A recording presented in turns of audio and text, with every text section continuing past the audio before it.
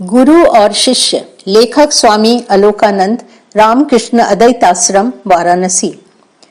यद्यपि प्रत्येक व्यक्ति अपने भाग्य का निर्माता स्वयं है और प्रत्येक व्यक्ति में आत्म विकास की संभावना होती है, तथापि यह नहीं कहा जा सकता कि उसे बाहरी सहायता की कोई आवश्यकता नहीं है।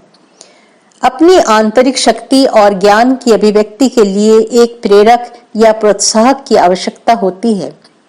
यह शक्ति केवल पुस्तकों को पढ़ने से प्राप्त नहीं की जा सकती, इसलिए ज्ञानदीप या सूर्य सम तेजस्वी किसी व्यक्ति की आवश्यकता होती है। जैसे एक दीपक से दूसरा दीपक प्रज्वलित किया जा सकता है, वैसे ही ज्ञान से प्रकाशित व्यक्ति ही ज्ञान प्रदान कर सकता है। ऐसे व्यक्ति को शाश्वत भारतीय हिंदू परंपरा में गुरु कहते हैं। गुरु का कार्य अज्ञान के अंधकार को दूर करना और शिष्य के हृदय में ज्ञान का दीप प्रज्वलित करना है। इसलिए शास्त्रों ने ऐसे व्यक्ति के लिए गुरु शब्द का चयन किया है। गुरु शब्द की व्युत्पत्ति क्या है? गु का अर्थ है अंधकार और रू का अर्थ है उसे दूर करने वाला। इस प्रकार जो अज्ञान के अंधकार को मिटाता है उसे गुरु कहा जाता है। गुरु की आवश्यकता। हमारे माता पिता हमें जन्म देते हैं और हमारा पालन पोषण करते हैं। वे नैतिक शिक्षा के माध्यम से हमारे मन को शुद्ध और प्रशिक्षित करते हैं, लेकिन यह सब सीमित होता है। जैसे ही हमारा भौतिक शरीर नष्ट होता है, वैसे ही हमारी अधिकांश चीजें समाप्त हो जाती हैं। केवल धर्म ही है जो मृत्यु के बाद भी हमारे साथ रहता है।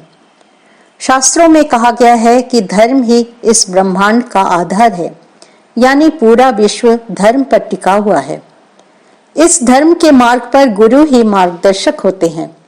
इसी कारण गुरु को माता पिता से भी श्रेष्ठ माना गया है। गुरु का महत्व। ज्ञानार्णव तंत्र में कहा गया है, जन्म हेतु ही पीतरौ पूजनीय प्रयत्नतः गुरु विशेषतः पूज्यो धर्माधर्म प्रदर्शक। जन्मदाता माता पिता अवश्य ही पूज्य हैं, लेकिन धर्म अधर्म के ज्ञानदाता गुरु विशेष रूप से पूज्य हैं। महर्षि व्यास ने कहा है, गुरु मूला क्रिया सर्वा भक्ति मुक्ति फलप्रदा तस्मात् सेव्या गुरु नित्यं मुक्त्यर्थ तु समाहिते। आचार्यस्य प्रियं कुर्यात् प्राणैरपि धनैरपि कर्मणा मनसा वाचा स याति परमां गतिम्। गुरु की कृपा से भुक्ति और मुक्ति मिलती है, इसलिए मुक्ति हेतु नित्य श्रद्धा पूर्वक गुरु की सेवा करनी चाहिए। गुरु की प्रसन्नता हेतु तन मन धन और वाणी से जो सेवा करता है वो परम गति को प्राप्त करता है। श्रीमद् भागवत में स्वयं भगवान उद्धव जी से कहते हैं, आचार्य माम विजानी यन्नावमन्येत कहिर्चित न मर्त्य बुद्धया सूयेत सर्वदेवमयो गुरु। आचार्य को मेरा ही रूप जानो और कभी भी उनका अपमान मत करो। उन्हें एक सामान्य मनुष्य मत समझो। गुरु सर्वदेव स्वरूप होते हैं। तंत्रसार भाग 11 में कहा गया है, अदीक्षिता ये कुर्वन्ति जप पूजादिका क्रिया न भवन्ति प्रिये तेषां शीलया मुक्त बीजवत। जो व्यक्ति गुरु से दीक्षा लिए बिना जप पूजा आदि करता है, उसकी सारी साधनाएं व्यर्थ हो जाती हैं। जैसे पत्थर पर बीज बोने से कोई अंकुर नहीं निकलता। गुरु शिष्य परंपरा का महत्व। गुरु परंपरा के महत्व को श्वेता श्वेत रूपोपनिषद में कहा गया है, विद्या परंपरा से यथावत मिलता है।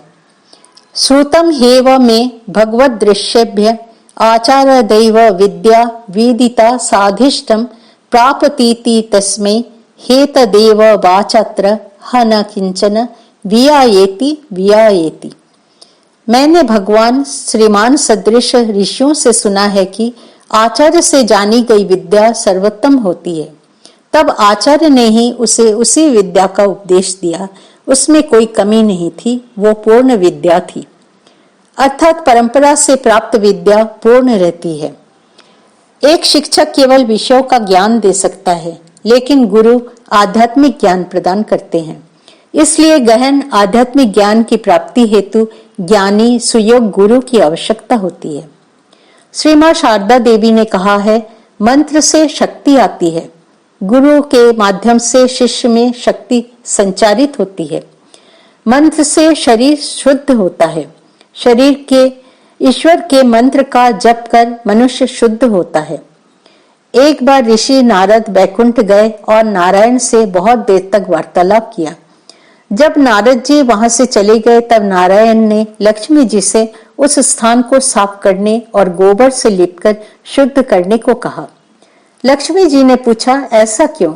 नारद जी तो महान भक्त हैं। नारायण ने कहा, नारद जी ने अब तक औपचारिक रूप से दीक्षा नहीं ली है। बिना दीक्षा के शरीर शुद्ध नहीं होता। आदि शंकराचार्य ने भी कहा है कि गुरु शिष्य परंपरा से ज्ञान की परंपरा सुदृढ़ होती है। ठीक वैसे ही जैसे वृक्ष में कलम लगाई जाती है ताकि वो शीघ्र ही अच्छा फल दे सके, वैसे ही एक प्रबल गुरु शिष्य संबंध ज्ञान को पुष्ट करता है। स्वामी विवेकानंद ने भी कहा है, गुरु वो माध्यम है जिसके द्वारा आध्यात्मिक ऊर्जा शिष्य तक प्रवाहित होती है।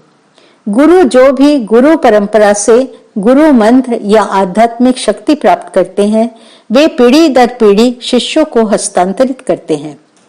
बिना गुरु के कोई भी आध्यात्मिक साधना या उन्नति संभव नहीं है, बल्कि इसके विपरीत गलत साधना से हानि हो सकती है। 16वीं शताब्दी के महान संत सूरदास ने कहा है, गुरु बिना नहीं बाट, कौड़ी बिना नहीं हाट।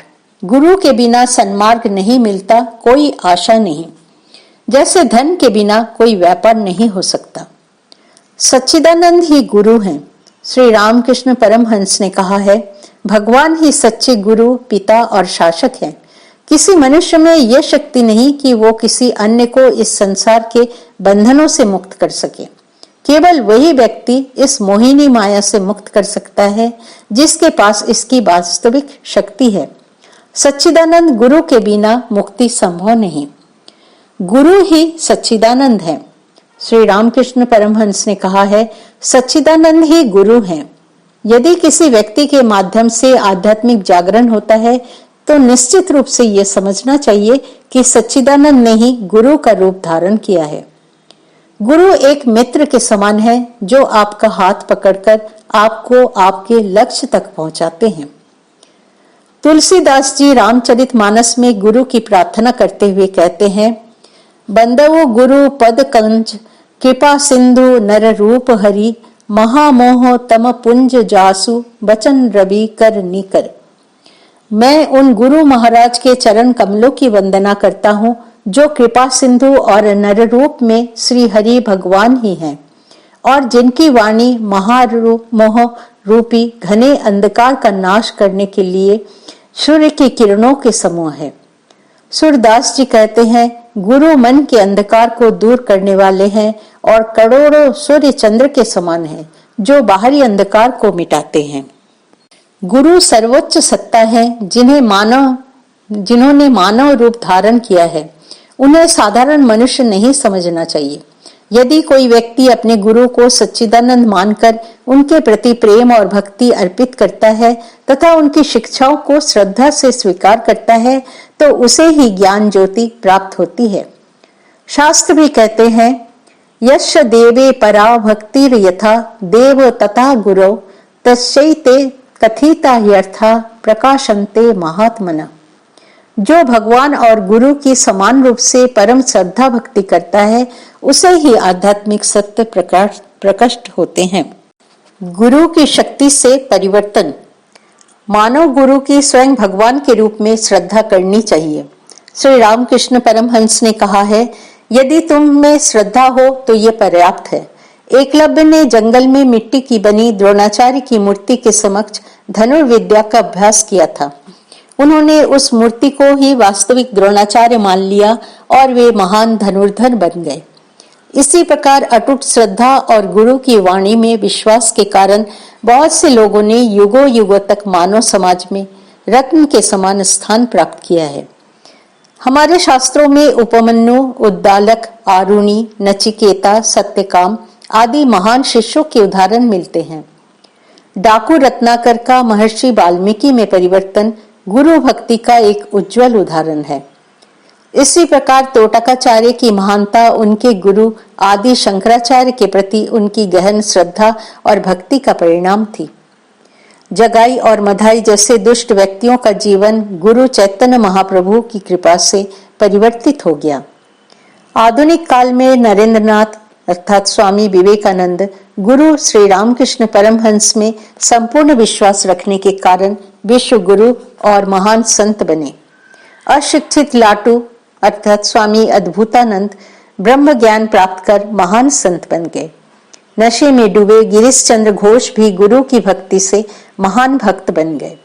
स्वामी रामकृष्णानंद गुरु भक्ति और सेवा के सबसे उज्जवल दृष्टांतों में से एक हैं। गुरु के गुण। हिंदी में एक कहावत है, गुरु मिले हजार हजार, चेला न मिले एक। हजारों गुरु मिल सकते हैं लेकिन एक सच्चा शिष्य मिलना कठिन है।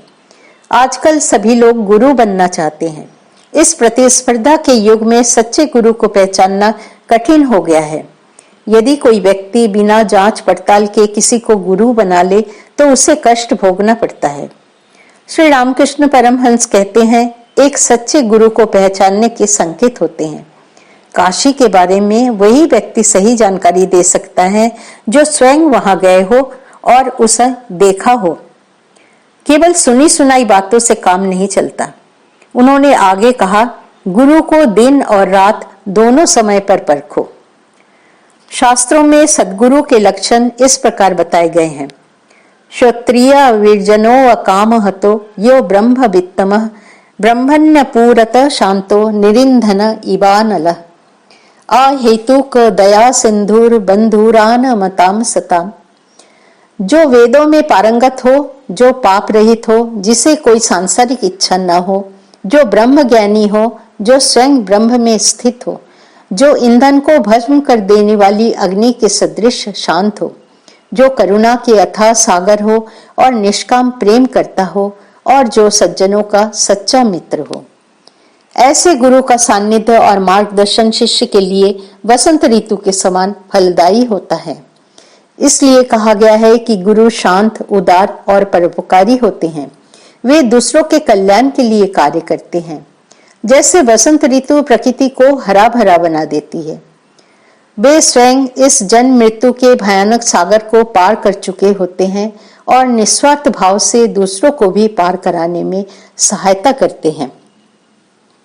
स्वामी विवेकानंद कहते हैं, सूर्य देखने के लिए किसी दीपक या मोमबत्ती की आवश्यकता नहीं होती। जब सूरज उगता है तो हम स्वाभाविक रूप से उसकी उपस्थिति का अनुभव करते हैं। इसी प्रकार जब कोई सच्चा गुरु हमें मार्गदर्शन देने आता है तो आत्मा स्वतः ही उनकी उपस्थिति को पहचान लेती है। गुरु अपनी मात्र इच्छा, स्पर्श या दृष्टि से दूसरों में आध्यात्मिक शक्ति का संचार कर सकते हैं। तंत्र ग्रंथों के अनुसार गुरु अपनी मनस्थिति की तीव्रता के माध्यम से शांभवी दीक्षा दे सकते हैं। सामान्य गुरु मातृ और आणवी दीक्षा देने के अधिकारी होते हैं। सिद्ध गुरु शिष्य को बाहरी सहायता के बिना केवल अपनी आध्यात्मिक शक्ति द्वारा दिव्य ज्ञान प्रदान करते हैं। उसे शक्ति दीक्षा कहा जाता है। शांभवी दीक्षा में गुरु और शिष्य के बीच कोई औपचारिक संकल्प नहीं होता, लेकिन गुरु की करुणा जागृत होती है और वे आशीर्वाद देना चाहते हैं। मातृ दीक्षा में गुरु कलश और देव स्थापन कर शिष्य के कान में मंत्र देते हैं। शिष्य के गुण। शिष्य को आध्यात्मिक मार्गदर्शन प्राप्त करने के लिए गुरु के पास पूर्ण समर्पण और श्रद्धा के साथ जाना चाहिए। जैसे पानी ऊंची जगह पर नहीं रुकता, वैसे ही अहंकारी व्यक्ति को सच्चा ज्ञान नहीं मिल सकता। मुंडकोपनिषद में कहा गया है, तद्वि ज्ञानार्थ स गुरु मेवाभिगच्छेत समत पाणि क्षोत्रियम ब्रह्मनिष्ठम। उस ज्ञान को प्राप्त करने के लिए शिष्य को श्रद्धा पूर्वक हाथ में समिधा अर्थात धवन की लकड़ी लेकर श्रोत्रिय शास्त्रज्ञ गुरु के पास जाना चाहिए। श्रीमद् भागवत गीता में भी कहा गया है, तद्विधि प्रणिपातेन परिप्रश्नेन सेवया उपदेयच्छन्ति ते ज्ञानम ज्ञानिनस्तत्वदर्शिन। उस ज्ञान को तत्वदर्शी ज्ञानी के पास जाकर जानो, उनको प्रणाम करने से, उनसे जिज्ञासा करने से और उनकी सेवा करने से वे तुम्हें उस ज्ञान का उपदेश करेंगे। गुरु के गुणों पर विचार करना प्रारंभ में आवश्यक हो सकता है, लेकिन एक बार गुरु को स्वीकार करने के बाद उनकी शिक्षाओं पर विश्वास करना आवश्यक है। कहा गया है कि यद्यपि मेरे गुरु मधुशाला में जाते हैं, फिर भी मेरे गुरु नित्यानंद राय ही हैं। ऐसी श्रद्धा अवश्य होनी चाहिए। सच्ची श्रद्धा का अर्थ यह नहीं है कि गुरु की चापलूसी की जाए, बल्कि गुरु की शिक्षाओं में दृढ़ विश्वास और श्रद्धा असंभव को भी संभव बना देती है। गुरु नानक के शिष्यों की अपने गुरु में इतनी अटूट श्रद्धा थी कि वे युद्ध में अपने प्राण देने से भी नहीं डरे। वे केवल एक ही मंत्र जपते थे, वाहे गुरु जी की फतेह, गुरु जी की जय हो। श्री रामकृष्ण परमहंस ने कहा है, तुम जानते हो गुरु के प्रति श्रद्धा कैसी होनी चाहिए। गुरु के प्रति श्रद्धा वैसी होनी चाहिए जैसी अर्जुन की थी। एक बार अर्जुन और श्री कृष्ण रथ में यात्रा कर रहे थे। श्री कृष्ण ने आकाश की ओर देखा और कहा, देखो कितने सुंदर कबूतर उड़ रहे हैं। अर्जुन ने तुरंत कहा, हाँ मित्र, बहुत सुंदर कबूतर हैं। अगले ही क्षण श्री कृष्ण ने कहा, अरे ये तो कबूतर नहीं है। अर्जुन ने भी तुरंत कहा, हाँ मित्र, ये कबूतर नहीं है। अर्जुन की सत्यनिष्ठा अतर्क्य संदेह से परे थी। ऐसा कहकर उन्होंने श्री कृष्ण की चापलूसी नहीं की, लेकिन उनमें अपने गुरु के प्रति इतनी गहरी श्रद्धा और विश्वास था कि उन्होंने वही देखा जो श्री कृष्ण ने देखा। गुरु के चरणों में आत्मसमर्पण। श्रद्धा ही मनुष्य को उसके लक्ष्य तक पहुंचने में सहायता करती है। व्यक्ति के पास धन, यश, सौंदर्य, विद्या सब कुछ हो सकता है, लेकिन यदि वो अपना मन और आत्मा गुरु के चरणों में समर्पित नहीं करता तो कुछ भी प्राप्त नहीं हो सकता। आदि शंकराचार्य जी ने कहा है, शरीरम सुरूपम सदा रोग मुक्तम यशश्चारु चित्रम धनम मेरु तुल्यम गुरु रंग्रीव पद्ये मनश्चेन्न लग्नम ततः किम ततः किम ततः किम ततः किम। मनुष्य का शरीर सुंदर हो, वो सदैव स्वस्थ रहे, उसे महान यश हो और मेरु पर्वत जितना धन प्राप्त हो, लेकिन यदि उसका मन गुरु के चरणों में समर्पित नहीं है तो इन सब का क्या मूल्य है। श्री रामकृष्ण परमहंस ने कहा है, गुरु की वाणी में श्रद्धा रखो। उनकी शिक्षाओं को दृढ़ता से पकड़े रहने से ही ईश्वर की प्राप्ति संभव है। ठीक वैसे ही जैसे एक धागे के सहारे गुप्त खजाने तक पहुंचा जा सकता है। मनुष्य को अपने गुरु द्वारा प्रदत्त मंत्र का श्रद्धा पूर्वक जप करना चाहिए। ऐसा कहा जाता है कि यदि स्वाति नक्षत्र की वर्षा की एक बूंद सीप के मुंह में गिर जाए और वो वहीं बनी रहे तो समय के साथ वो मोती में परिवर्तित हो जाती है। हम इस आलेख को स्वामी शिवानंद महापुरुष महाराज के वचनों से समाप्त करेंगे, जिसे उन्होंने दीक्षा के समय अपने दीक्षार्थियों को संबोधित करते हुए कहा था। शास्त्रों में कहा गया है कि जब सद्गुरु किसी शिष्य को दीक्षा देते हैं तो स्वयं ईश्वर गुरु के हृदय में प्रकट होकर शिष्य में आध्यात्मिक शक्ति का संचार करते हैं। ईश्वर ही सच्चे गुरु हैं, मनुष्य कभी गुरु नहीं हो सकता। तुम्हारे पूर्व जन्म के महान पुण्य के कारण करुणामय उद्धारकर्ता श्री रामकृष्ण ने तुम्हें अपने चरणों में शरण दी है। आज मैंने तुम्हें उनके चरणों में समर्पित कर दिया है। अब से तुम्हारे वर्तमान और भविष्य का सारा उत्तरदायित्व उन्होंने अपने ऊपर ले लिया है। जय श्री रामकृष्ण।